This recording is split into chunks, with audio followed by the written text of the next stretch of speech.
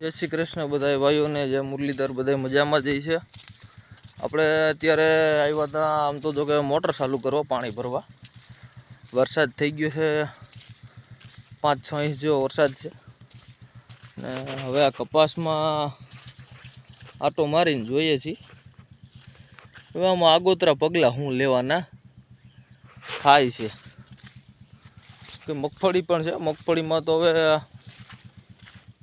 વરસાદ તો આમ જોઈ તો ઓરવેલ વાળાને નુકસાની છે અને વાવણી વાળાને જો કે નુકસાની જ છે, પણ હજી કંઈ બહુ વાંધો નથી. જો આમનું સહિત માહિતમ રહી જાય ને તો એવું છે ભાઈ બધું.